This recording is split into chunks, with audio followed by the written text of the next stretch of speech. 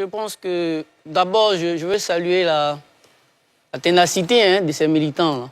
Parce que là, en moins d'une semaine, ils ont fait 2 activités. Ça démontre quand même de la capacité mobilisatrice du parti. Voilà, ça c'est le premier élément. Le second élément, c'est la discipline dont les militants ont fait preuve. Bon, il n'y a pas eu de personnes égorgées, comme il a dit, il n'y a pas eu... Mais aussi, j'ai apprécié le fait que les opposants, ou du moins les militants du parti au pouvoir, qu'il n'y ait pas eu de heurts entre eux et les jeunes qui ont pris part à ces manifestations.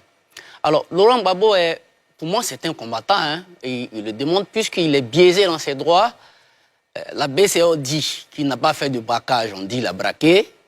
On prend une amnistie pour des actes et lui, il n'en fait pas partie.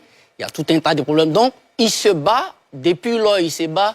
Et c'est son droit, c'est légitime de se battre quand on est biaisé dans les droits. Ça, c'est le premier élément. Le deuxième élément, c'est son discours. Son discours, comme moi je l'analyse, c'est d'abord une réponse à celui du président de la République. Quand le président fait son discours du 6 août, il n'aborde point la question de la remise ou de l'éventuelle remise sur la liste électorale du président Gbagbo, de M. Thiam, de M. Guillaume Soro. On peut interpréter ça comme il est passé à autre chose. Deuxièmement, dans le même discours, M. Ouattara dit, et il insiste, c'est l'une des trames qui caractérise ses discours. Il parle peu, mais c'est rare discours depuis cette année électorale. Il rappelle toujours que les élections seront sécurisées. Parce qu'il sait qu'il y a une psychose qui s'empare de la population en période électorale. Donc c'est non seulement pour rassurer ses concitoyens, mais c'est aussi pour dissuader toute velléité de déstabilisation. Troisième élément, il dit dans son discours, c'était un discours qui était laconique, il a dit « Dans quelques semaines, nous irons aux urnes ». Alors, il est en train de briser en même temps tous ceux qui pensent qu'il n'aurait pas d'élection ou que les élections seraient reportées. Alassane Ouattara leur dit « Il aura bel et bien élection ». Alors, quand on prend le discours de Laurent Gbagbo vient dire « Non au 4e mandat, il n'aura pas de 4e mandat ». C'est une passe verbale qui est en train de se faire. Pourquoi ce n'est pas prudent pour la cohésion sociale? Tout à l'heure, avant qu'on ne passe à ce sujet, il y avait la question de crise qui était en suspens. Moi, je suis heureux parce que quand c'est une anecdote, mais qui a sa place. J'étais dans une ONG où on avait une fois besoin d'un conférencier sur la paix positive. Et c'est Atubanga qui est venu nous rendre ce service. Voilà. La paix, ce n'est pas l'absence de conflit armé. Ce n'est pas ça seulement qui a la paix. Il y a beaucoup de choses. On revient encore sur cette question de loi. Vous savez, en décembre 1994, lorsque le code électoral, les articles 49, 50 et 51 qui ont créé la polémique, ces articles ont été votés par le Parlement. Par le Parlement qui était à majorité PDCI. C'est la loi. Mais cette loi-là n'arrangeait pas l'opposant d'alors qui s'appelait Alassane Ouattara. Il a dit, ce code électoral m'empêche d'être candidat. Mais c'est la loi, mais tel qu'il était fait sur mesure, ça ne l'arrangeait pas. En 2000, ces 3 articles du code électoral sont transposés dans la Constitution en l'article 45. Alassane Ouattara, sachant très bien que ça ne l'arrangeait pas, a appelé avec le RDR ses militants à voter oui. Pour moi, cet article-là l'empêchait d'être candidat. Après, Ali Koulibaly a reconnu en 2009 que le RDR a commis une erreur.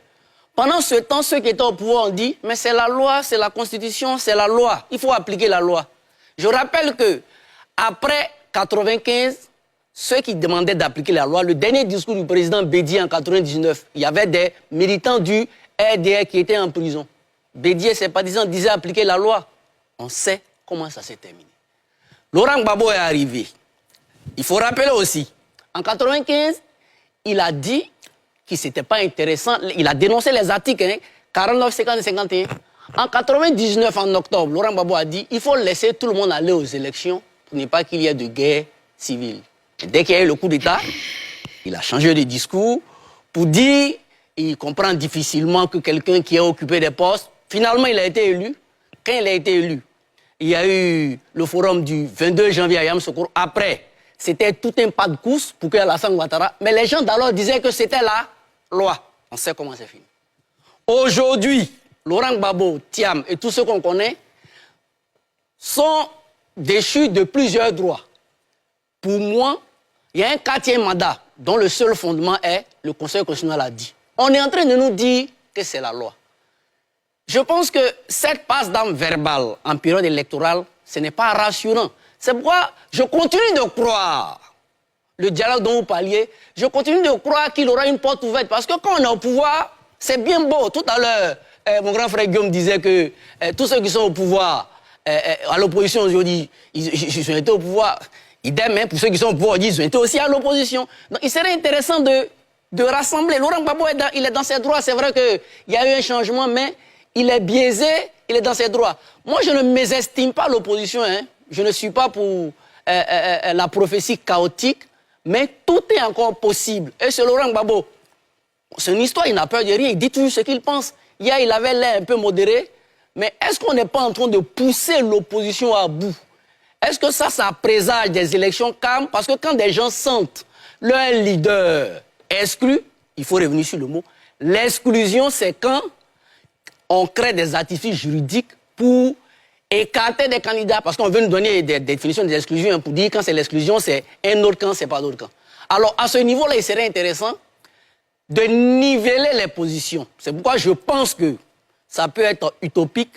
Si une mesure est trouvée aujourd'hui, que Laurent Gbagbo est sur la liste avec Thiam, la Côte d'Ivoire ne paie rien. Pourtant, si ce n'est pas fait, ça peut continuer d'entretenir des frustrations. Bien vrai que certains continuent de dire c'est la loi. Revenons maintenant à Laurent Gbagbo même, en tant que politicien. Bon, vous avez une minute, vous savez un moment où vous avez la parole, vous avez une minute, allez-y. Voilà, oui, je termine. Il a dit que le président Ouattara n'allait pas être candidat. Depuis Poabo, il a annoncé. Le président Ouattara a annoncé sa candidature. Bon, on a comme l'impression qu'aujourd'hui, c'est la même chose qu'il vient dire. Ça semble, hein, ça peut ressembler à de l'impuissance. Mais en même temps, il y a un élément qui, pour moi, est important. Là, je ne partage pas l'avis de Guillaume. Pour moi, le fait que Laurent Gbagbo ait adressé un courrier à M. Afi qu'on considérait comme l'enveloppe vide, pour moi, ça présage, ça peut présager d'une éventuelle ou d'un éventuel rassemblement de la gauche, parce qu'aucun parti ne peut gagner une élection seul aujourd'hui en Côte d'Ivoire. Laurent Gbagbo pourrait saisir cette opportunité. Même s'il est biaisé dans ses droits, on ne sait jamais, il continue de lutter, mais continue de rassembler toute cette gauche-là, et je pense qu'il a donné le temps. Et pourquoi pas avec le PDCI, aujourd'hui, la chance que l'opposition a, c'est que tous ceux qui se sont mis en alliance avec le président Ouattara et le RDR s'en sont sortis quasiment frustrés. Et on le voit, hein, tous les militants du RDR, à chaque fois ils sont sur les plateaux, ils ne font que faire la cour au PDCI. Si le PDCI, le PPACI, GPST, tous ces partis-là, malgré tous ces obstacles qu'on est en train de leur poser, s'allient et décident de faire bloc, je pense qu'ils peuvent disposer de beaucoup de chances pour faire basculer les choses pendant une élection. Très bien.